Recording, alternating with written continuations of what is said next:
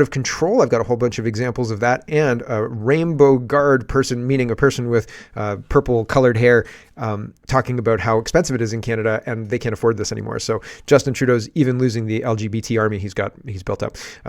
Carbon tax revolt, I talked about that. Canadian Blade Runners, we've got more pictures of the speed cameras that are being painted over, et cetera, dealt with in different ways, expensive ways. So we'll see how that works out. Foreign inquiry starts. Oh my gosh, the foreign inquiry is just a nightmare. The foreign inquiry is starting, but I've got a clip for you that says, has the inquiry, one of the main people on the inquiry, I don't know if it's the judge, I think it's Hogue. I don't know if it's her or somebody else, but she's saying, what is it? Transparency is good, but secrecy is also really good. Secrecy is really necessary sometimes, everybody. I'll show you. And she uses the word secrecy. Come on. It's unbelievable.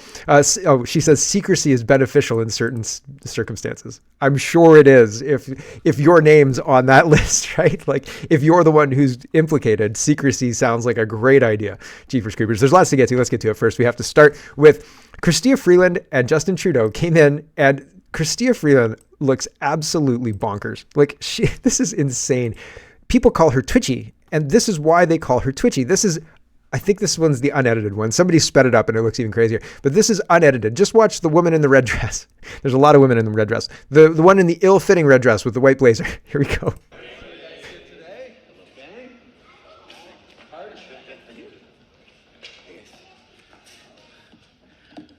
Good morning, everyone, and welcome to Vancouver South.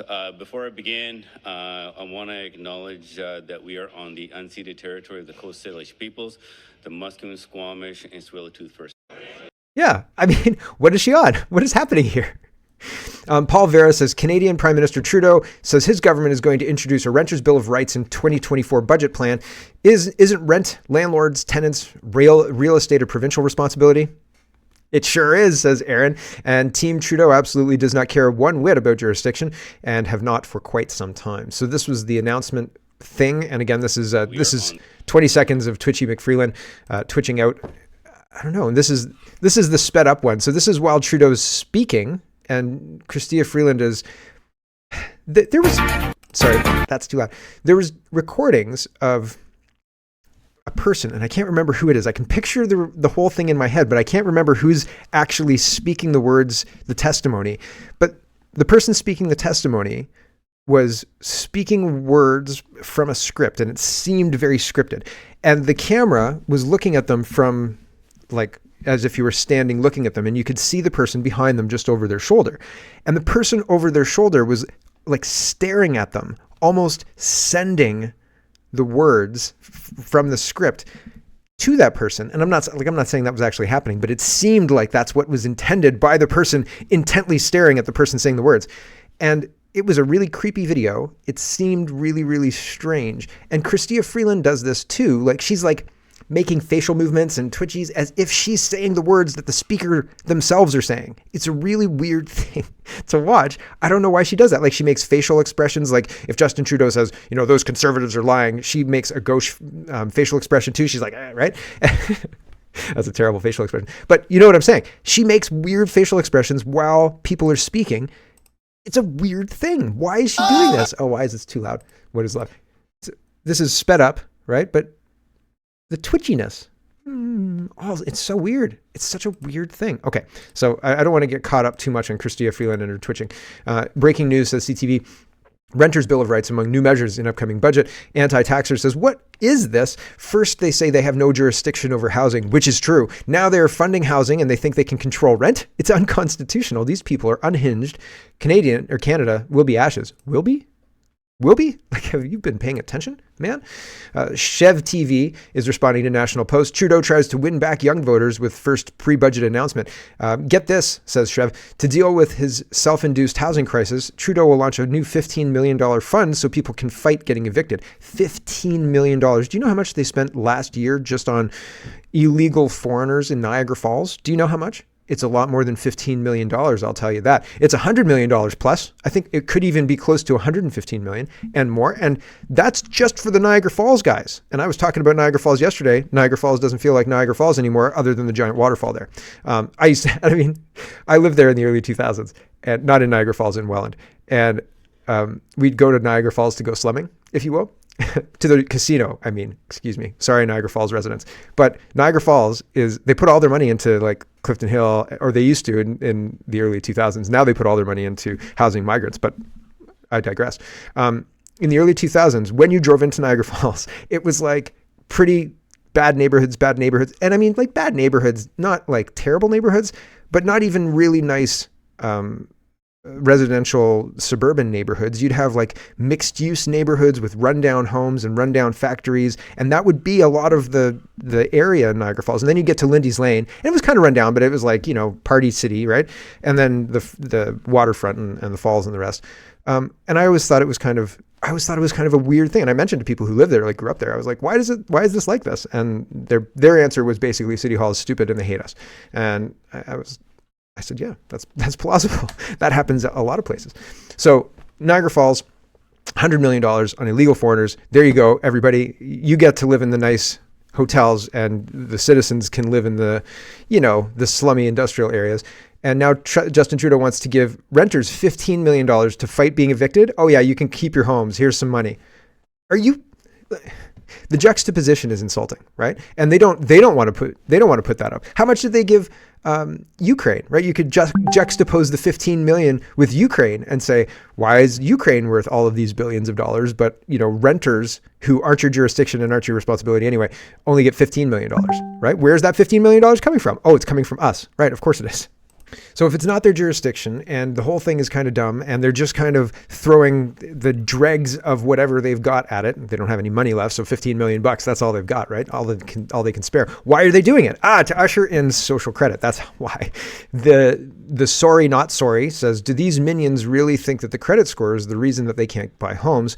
Good Lord, the cheese is totally off the cracker now. Now, let me explain how this is working. They're saying, they being the liberals, are saying that you paying rent doesn't give you credit on your credit score, but we want it to give you credit on your credit score. If you're a reliable person who pays rent all the time, then you should be rewarded with a good credit score for that. And that's a reasonable argument, I suppose. The same argument that was given by insurance companies or the liberals on behalf of the insurance companies the other day, saying if you pay your insurance on time for your vehicle or for renting insurance or whatever it is, then you should get credit for that, and you should be able to build good credit for doing the basics of upending or holding up your part of the bargain, be it paying rent or paying insurance.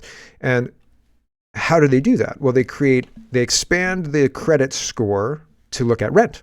They expand the credit score to look at your insurance. And why not expand it further to look at, your schoolwork and your grades and how much the government likes you and the things that you post on the internet, right? Why not? Let's just expand it everywhere. That's the slippery slope we're getting into. So here's Sean, what's his name? Is he the housing minister, immigration minister? One of these things. I think he's the housing minister now, formerly the immigration minister. Here we go. He's talking about this renters' bill of rights. They don't have the jurisdiction. This is absolutely not something they should be worrying about. It's not something they should be wasting money on. They should stop immigration to solve the housing crisis, because they started the housing crisis with the bad policy of completely open borders and super high immigration, 1 million people a year. We're actually going to be hitting 41 million this year. And we just hit 40 million this year. 41 million, another million people. Holy smoke. Here's this guy. If you rent but are hoping to buy your very first home, we want to help make that a little bit easier. There are millions of Canadians who rent in this country, many of whom make their payments on time every single month, but still have no credit or even bad credit, because rental history simply isn't a factor in most instances when somebody else is calculating your credit score. This can have the impact of denying someone a mortgage even though they have the ability to afford the monthly payments.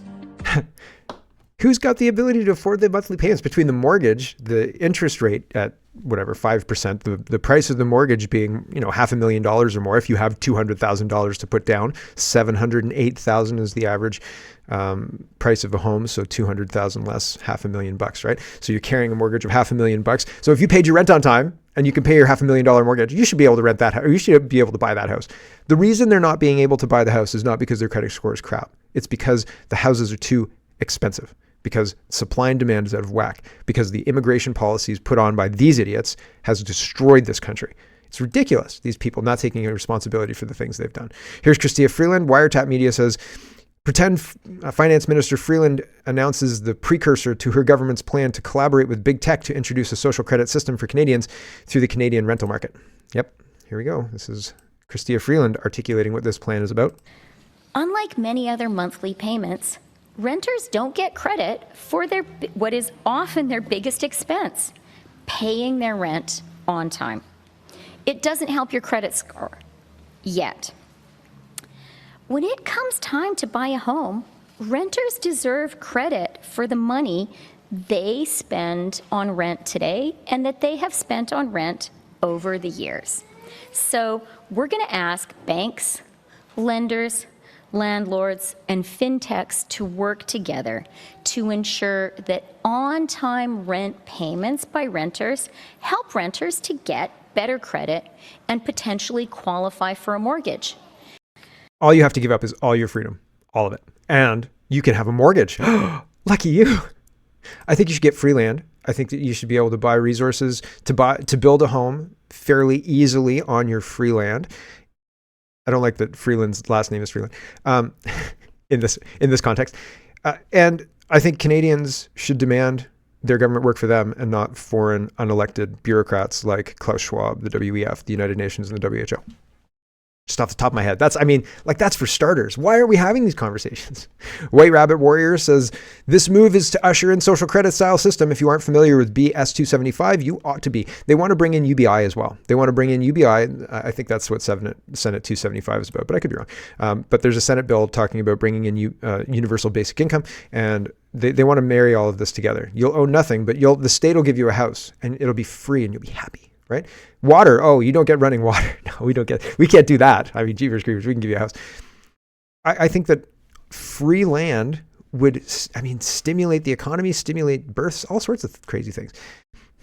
However, most people are very locked into our way of living. I think that the way we live is very ass backwards. Ass backwards isn't the right way to describe it. But like elderly people who are very valuable in their family are kind of sloughed off, and then the family, the family that's raising children, let's say you have a kid from like 4 years old or even younger, a baby, to 15 or something like that.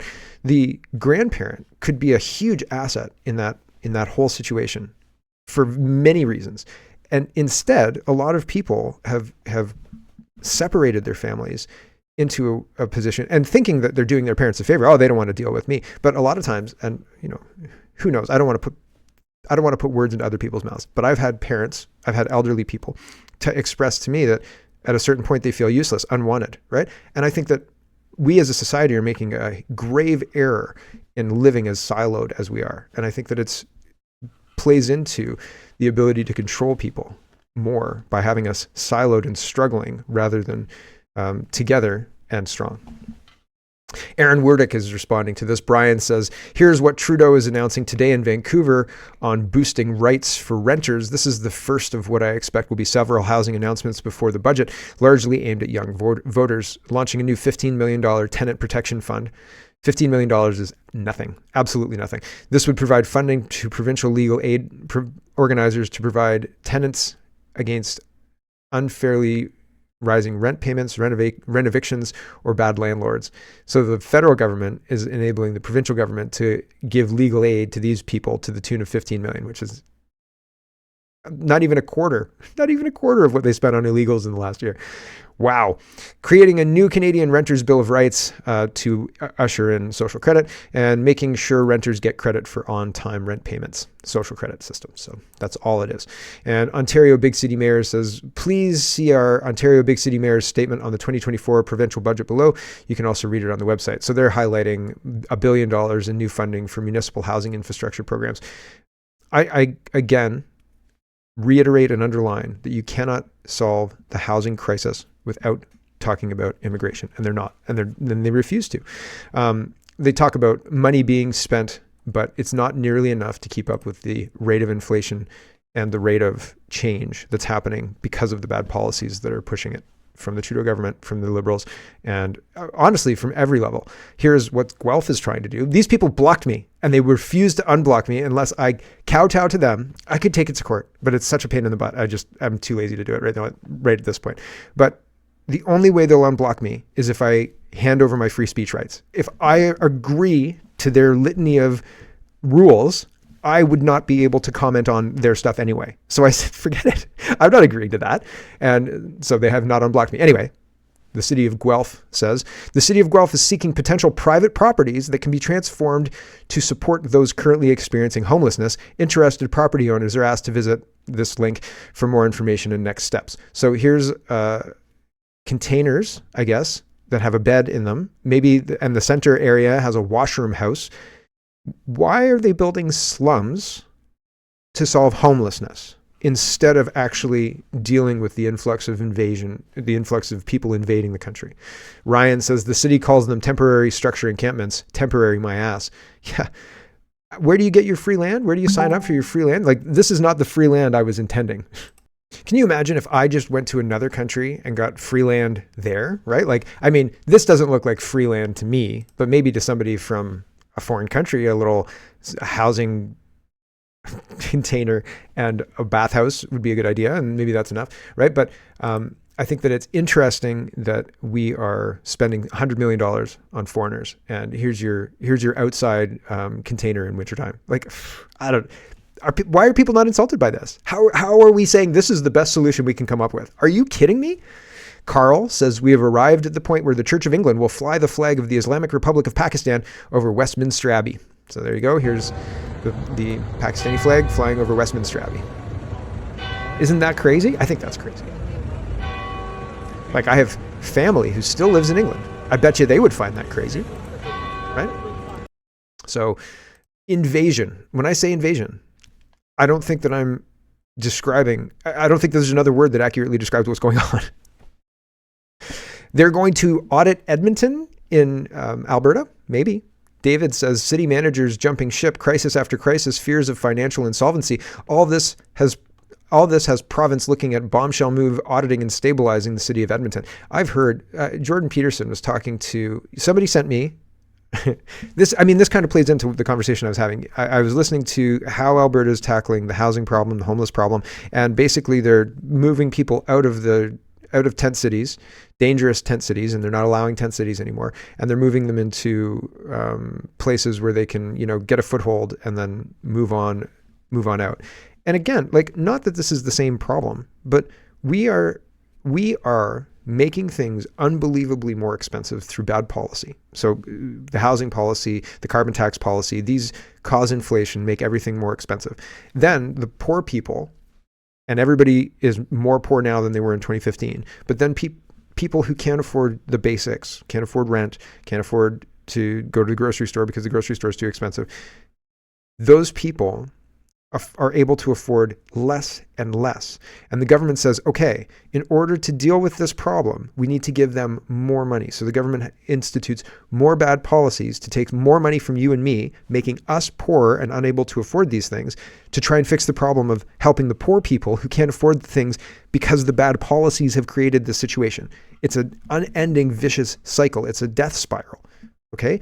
And instead of interrupting it by making everything as cheap as they can to juice the poor people to make them able to afford everything, the reason they don't do this is because Justin Trudeau and Chrystia Freeland hate people who have money unless it's them.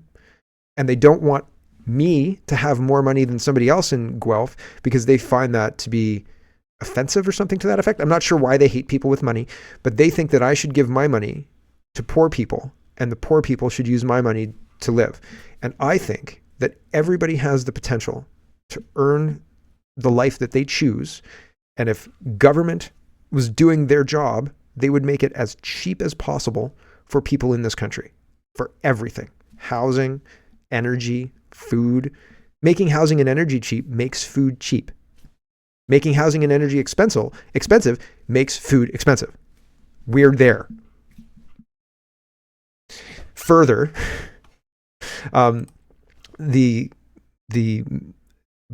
province, the municipalities seem to be, Jordan Peterson was talking about fixing the tent cities, so on and so forth. And the Alberta policies are fixing the tent cities. I haven't listened to the whole interview yet, so I don't have the full width and breadth of it. But he was explaining the overall policy at the beginning of the talk, and that's what I gleaned from it. So that's where we're at. But fundamentally, there are municipalities that have been taken over by rabid leftists who are stymieing the elected officials who actually represent the people. The left, I think Medicine Hat Mayor that I showed yesterday is a good example of this. She's being completely removed. Somebody sent me more information about the Medicine Hat Mayor and what she's doing. She's trying to get legal recourse. So that's good. I'm glad that that's happening. But Edmonton's never been more unsafe, according to Jordan Peterson. Why is that? Why is Edmonton spending all this money on nonsense, on radical leftist policies, and letting the city just self-destruct? Why is that happening? And why would the province have to get involved? And if the province knows about this, why don't they know about Medicine Hat?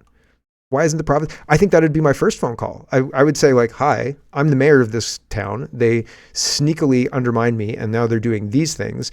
I need support from the province to put these things right. And I would have had the friggin' province and the lawyer in that meeting, and I wouldn't have participated in that meeting. I would have, like, that meeting 7 months ago, I would have brought my concerns. That would have been the only thing on the agenda.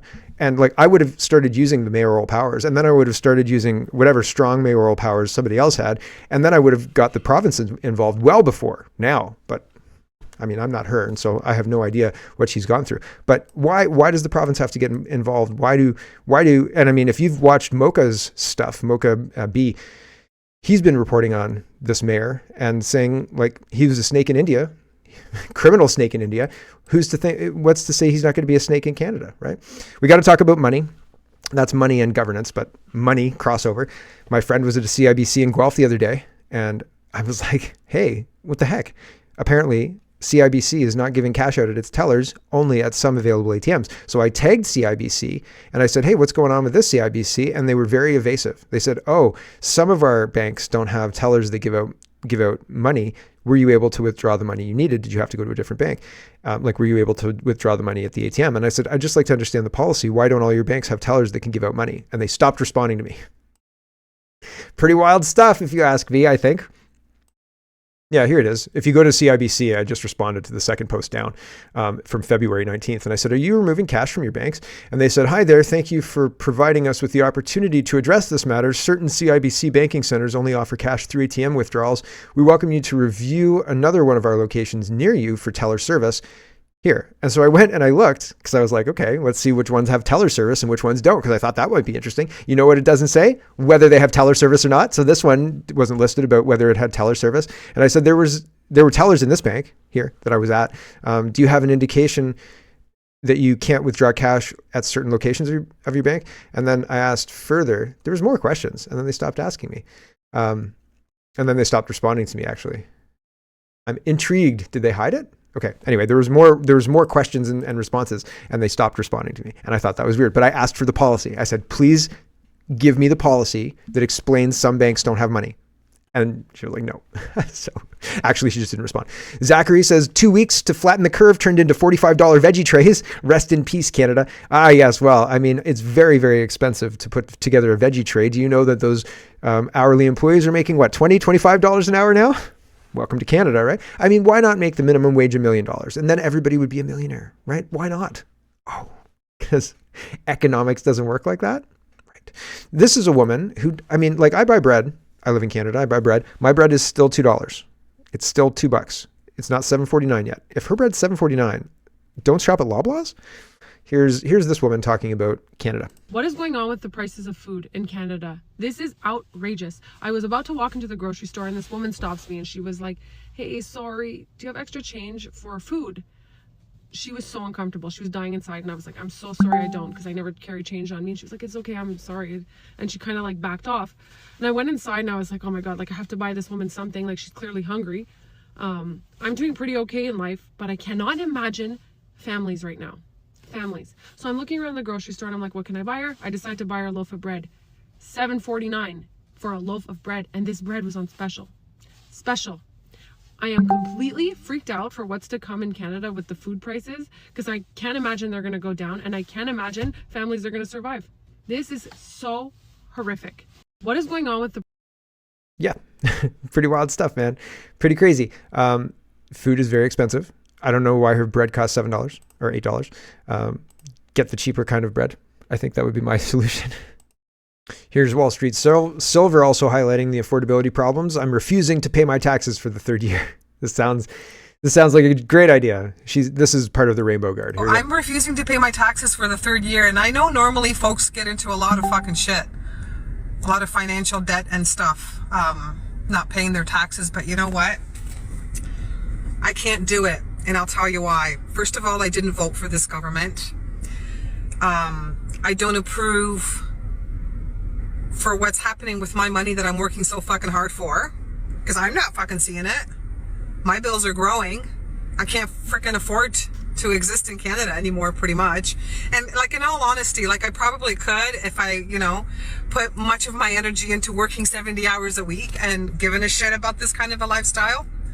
But I truly don't. Like, I truly stopped giving a shit about contributing to this system. And that includes doing my fucking yearly income tax. It used to be a time of joy. It's really still hard to listen to because it's not rational thinking. It's not logical thinking, in my opinion. Anyway, she's out. She's out. She's not even doing her joyful income taxes. Is that like trans joy? I love this so much. I can't wait for the carbon tax to go up, says petrified COVID parent. Then it'll cost me even more to use $23 of natural gas. Paying $111.14 in taxes and fees isn't quite enough to stop the forest fires and hurricanes. So yes, the customer charge is $23. The delivery charge is $17.75. The federal carbon tax charge is $30.48.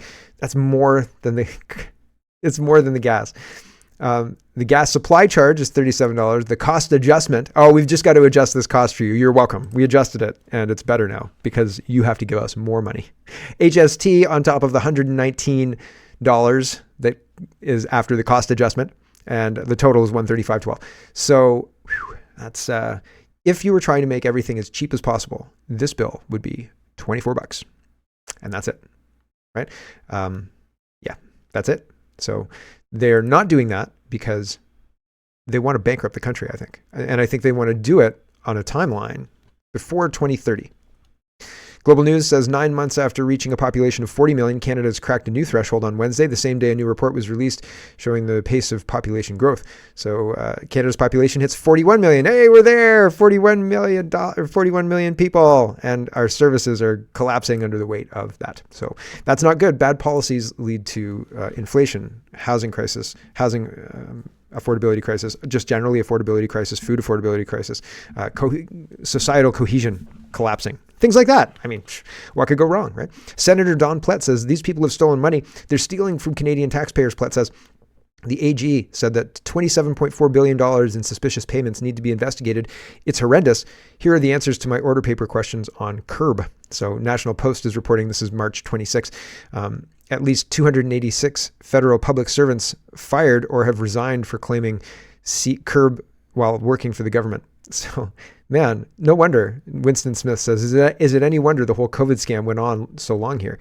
They were really, really invested in it, like $27 billion invested in it. So, yeah, COVID's certainly a thing. It's really dangerous. We should definitely keep handing out that CURB money. Are you taking CURB money? No. Quebec Anon is talking about the carbon taxes, and this is trying to find out how much Canada collects in carbon taxes. And this is how much Chrystia Freeland does not want to answer that question. This is just a reminder because I've played this clip before, and I won't play the whole one, but the whole 1 minute and 40-second clip is her dodging questions, and she doesn't want to answer this because the carbon tax is way more expensive than they pay us out. And their whole excuse about the carbon tax, the reason that we have to pay it is because it's revenue neutral and because we get more out of it than we put in. That is not true, as evidenced by the fact that she does not want to answer this question. How much has your government collected in carbon taxes? Also an opportunity for me to point out that Manitoba families will be getting $1,200 this year. Again, Minister, if I could just have the number, how much have you collected in carbon taxes? The key point, which conservatives consistently are trying to keep from Canadians, is that the price on pollution is completely Again, revenue neutral. Minister, it's a the very money straightforward does question. not go Canadians in. want the answer The to. money What is- does not go into general I just have revenues. limited It is time. I'm sorry, returned Minister. to Canadians. What is the dollar value of all carbon taxes collected since the tax was implemented? The key point is that is money in the pockets of Canadians. For Manitoba families, this Right? So, I mean, she does not want to answer. Not at all. CTV News says Trudeau writes to premiers opposed to carbon tax, says he's open to credible alternatives. So the premiers are ready for a pitch meeting, right? They come in and they're like, listen, the alternative is stop charging the tax. And Justin Trudeau this morning, March 27th. Oh, actually yesterday morning. So maybe this is not in response. Trudeau says premiers complaining about carbon tax didn't pitch better ideas. The carbon tax is set to increase on April 1st from $65 to $80. Now this, I'll show you this just before I read this. The Epoch Times says carbon tax responsible for 16% of inflation. Bank of Canada Governor Tiff Macklem. Macklem gave a percentage and people used that percentage to calculate, gave a monetary number, and people used that monetary number to calculate the percentage that this tax is contributing to inflation. And it's high. But Trudeau says it's not, right? This is from yesterday. Prime Minister Trudeau is pushing back against premiers who are asking him to cancel an upcoming increase to the federal carbon tax, saying they have not proposed better ideas to fight climate change. In a reply to the 7 provincial leaders on Tuesday, Trudeau said that the last time they discussed the issue in 22, their governments either didn't propose alternative solutions or couldn't meet federal standards for reducing emissions. We've made it clear that we are open to working with any and all provinces and territories that want to establish their own pricing systems as long as they meet or exceed the national benchmark, the letter said. The Premier of Alberta, Saskatchewan, Ontario, New Brunswick, Prince Edward Island, Nova Scotia, Newfoundland, and Labrador all asked Trudeau to forego a planned increase on April 1st. The carbon tax is set to increase by $15 a ton from $65 to $80. The increase is expected to add about 3 cents to the cost of a liter of gasoline. Yeah, but it's the downstream impact that's not measured at all. The leaders, and I mean the impact of the carbon tax on actual emissions, and don't play the carbon tax game because you'll always lose. The leaders cite inflation and high cost of living as a reason to slow down. Most have also requested to testify before the House of Commons Committee on the matter, with Saskatchewan Premier Scott Moe set to appear by video conference Wednesday. I don't have the update on that. And yesterday was Wednesday? Is today Thursday? It is Thursday. I think it's Thursday. So I don't have that for you. I'll have that for you tomorrow, hopefully. According to the Bank of Canada, the carbon price is only responsible for about 0.1% of annual inflation, they wrote. But that's not true. It's responsible for 16%, which is a lot higher than 0.1. Like, really? They're just lying. Conservative premiers are lying about the carbon tax pricing, says Trudeau. He explicitly says that. Canada National Observer. I don't use these guys as proof because they're liberal talking pieces. Like, they're just paid by the Liberals. If the Liberals didn't have a subsidy for a newspaper, the National Observer wouldn't exist. It's that simple. They're just mouthing political talking points from the Liberals because they're paid to do it. The only reason they exist is to do that. And they say Conservative leader Pierre Poilievre is misleading Canadians about the carbon tax in his attempt to sink the governing Liberals. It feels like the Spider-Man meme. Like, everybody's pointing at the other person saying, they're lying. No, I'm the real Spider-Man. Here's Justin Trudeau. And I know I don't usually like listening to him, but here he is explicitly lying about the other people lying. Here's Justin Trudeau pointing fingers like the Spider-Man meme. Everything we need to continue to do, not just to fight climate change, but to put more money in the pockets of Canadians. Conservative premiers across this country are misleading Canadians, are not telling the truth. 8 out of 10 families across the country in federal backstop jurisdictions make more money with the Canada carbon rebate than it costs with the price on pollution. Nope, and it's not pollution, and he's a liar. So it's interesting that he's being so explicit about premiers and Poilievre and how they're misleading you, he says. National Newswatch again, same thing with I thought this was National. I thought National Observer was National Newswatch. Apologies. National Newswatch only exists. I would bet dollars to donuts that these guys also only exist because of Liberal subsidies. But these guys are definitely Liberal subsidies. Pierre Poilievre says, Hello, everyone. Thanks very much for watching. This is just a short version of a longer show. If you'd like to get the whole show, you can go over to CanadaPoly.com and sign up for a subscription. Just look in the drop-down tab for Shop and Donate and look for subscriptions, and you'll get immediate access to the full show. Love to see you. Thanks for watching, everybody. Have a wonderful, wonderful day.